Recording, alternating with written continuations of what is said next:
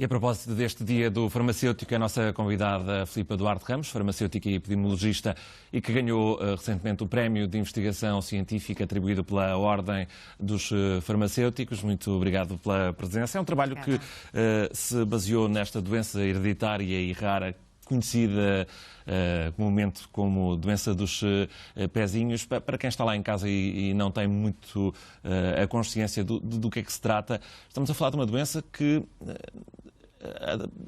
a prevalência é sobretudo em Portugal e sobretudo numa zona que é Vila do Conde. É muito estranho isso, ou não? Efetivamente é assim.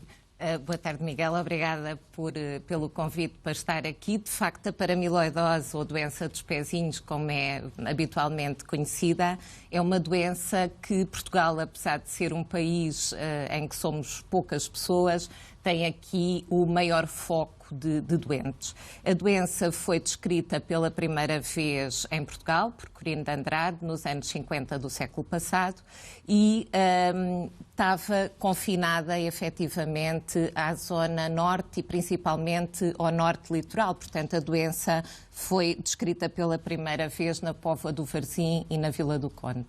E percebe-se porquê? Há várias teorias mais de âmbito histórico relativamente a essa realidade. Aquilo que nós observamos neste trabalho, em que efetivamente tivemos como objetivo estudar como é que a doença se distribuía a nível do país, é que esta realidade da doença estar confinada a norte já não é a que se verifica nos tempos atuais. Portanto, atualmente a doença tem uma dispersão geográfica quase nacional.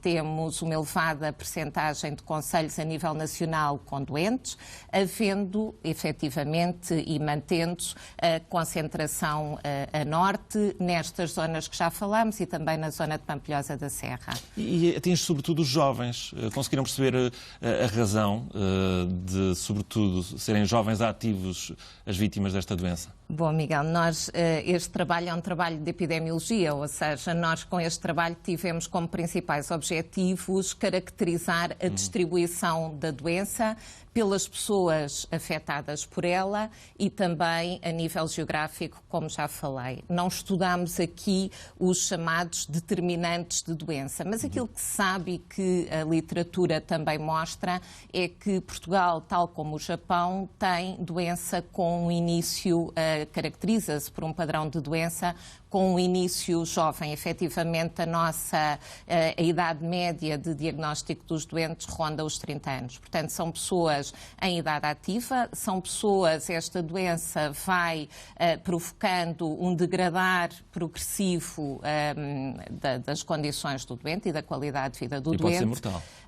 Pode ser mortal. Se não tratados, os doentes, cerca de uma década após o diagnóstico, acabam por falecer, porque há compromisso de vários órgãos, e em Portugal ela tem um impacto socioeconómico ainda mais marcado, porque efetivamente atinge a população jovem, ou manifesta-se nesta população jovem. E vocês perceberam também a quantidade de doentes que não têm esses sintomas, porque os há? Os doentes assintomáticos, sim. O nosso estudo, pelas características metodológicas, digamos assim, incidiu fundamentalmente sobre os doentes diagnosticados.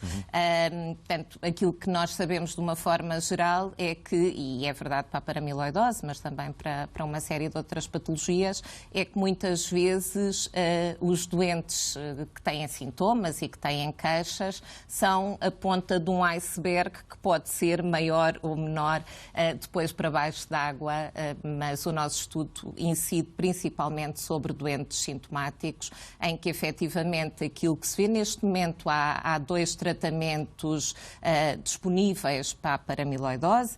Já desde os anos 90 do século passado, estes doentes podem fazer transplante hepático.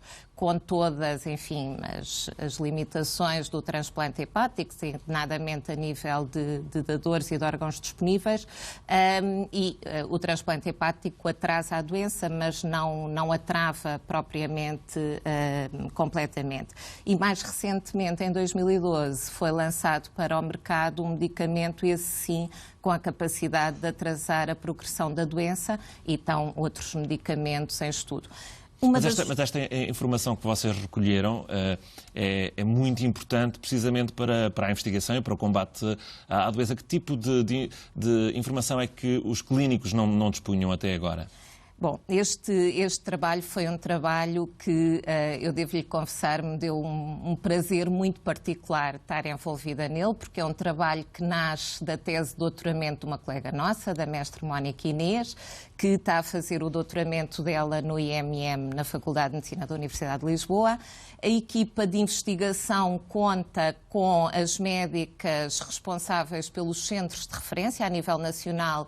Há 2 centros de referência para tratamento da doença, um no Porto e outro em Lisboa, e é uma equipa pluridisciplinar. Somos mais 2 farmacêuticas e mais 2 neurologistas e investigadores. E, portanto, é uma equipa pluridisciplinar que nos permite olhar de forma multifacetada para a doença.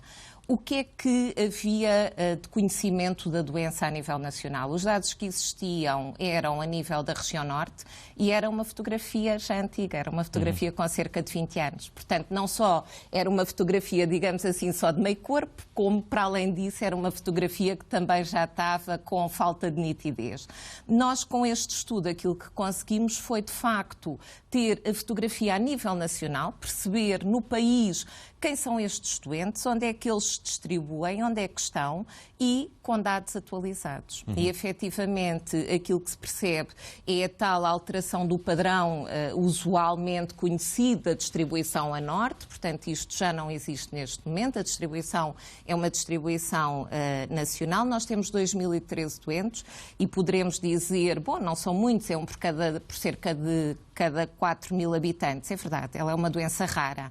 E o facto de ser uma doença rara significa exatamente isto, que é uma doença que tem poucas pessoas afetadas. Mas também é curioso os dados que nós conseguimos obter, que cerca de 15% dos concelhos a nível nacional, ou seja, em cerca de 25 concelhos a nível nacional, a doença excede o número que a Organização Mundial de Saúde considera para critério de doença rara. Portanto, nós temos concelhos no nosso país onde o número de doentes é tal que a doença já não deverá ser considerada. Exatamente. Filipe Duarte Ramos, obrigado pela sua presença, parabéns pelo prémio e naturalmente pelo estudo que levaram a cabo. Muito obrigada.